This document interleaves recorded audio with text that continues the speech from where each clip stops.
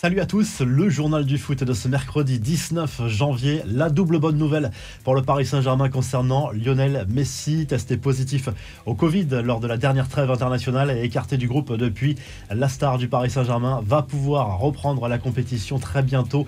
Il a repris l'entraînement collectif avec le PSG et postule pour une place dans le groupe pour le match face à Reims ce dimanche en Ligue 1. Autre bonne nouvelle pour le Paris Saint-Germain concernant Messi. A priori, l'Argentin devrait bien être exempté du prochain rassemblement avec l'Albi Céleste lors de la prochaine trêve internationale pour l'Amérique du Sud fin janvier, début février, avec 2 matchs pour l'Argentine au programme dans le cadre des éliminatoires de la Coupe du Monde 2022 au Chili d'abord, puis face à la Colombie en Argentine. Messi aurait choisi de rester à Paris pour se reposer après en avoir discuté avec son sélectionneur.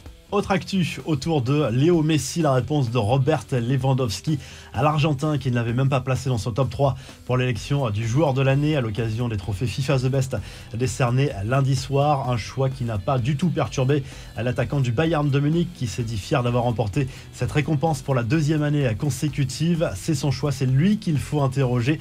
Je n'ai rien fait de mal pour qu'il puisse m'en vouloir, à part sur le plan sportif. Je n'ai rien à dire de mal concernant Messi ou à être en colère, a expliqué l'international polonais avec un sourire qui en disait long tout de même.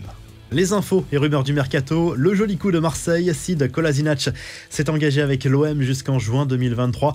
L'international bosnien âgé de 28 ans arrive libre en provenance d'Arsenal qu'il a libéré de son contrat. Il s'agit de la 2e recrue du club marseillais dans ce mercato hivernal après Cédric Bakambu. La rumeur enfle à propos d'un éventuel retour de Luis Suarez en Première Ligue. L'attaquant uruguayen pourrait quitter l'Atlético Madrid pour rejoindre Aston Villa.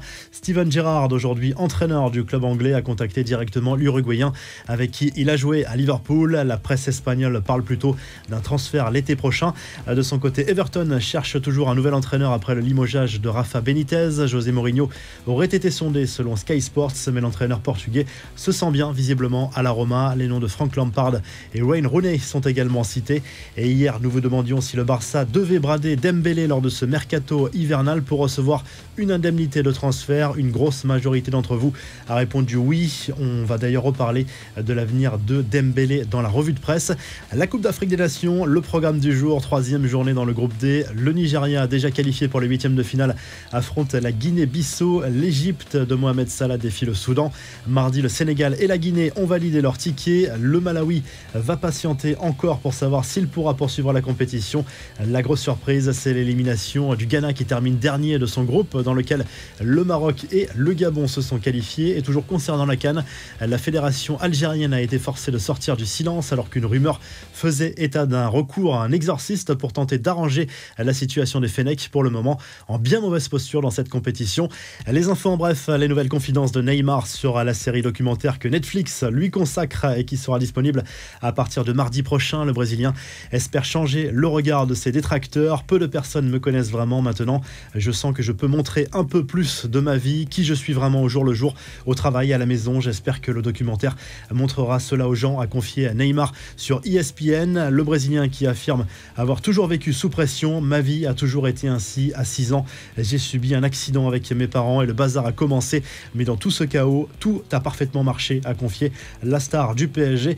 On file en Angleterre où Chelsea patine. Les Blues ont concédé le match nul 1 but partout mardi soir sur la pelouse de Brighton lors de la 24e journée de Premier League. Les joueurs de Thomas Tuchel perdent du terrain sur leurs rivaux dans la course au podium. Et en Allemagne, le Borussia Dortmund, tenant du titre, a été éliminé de la Coupe d'Allemagne en 8e de finale mardi soir par St. Pauli, club de 2e division allemande, sur le score de 2-1. On rappelle que le Bayern avait été éliminé au tour précédent, ce qui laisse la porte ouverte à une éventuelle surprise pour la victoire finale.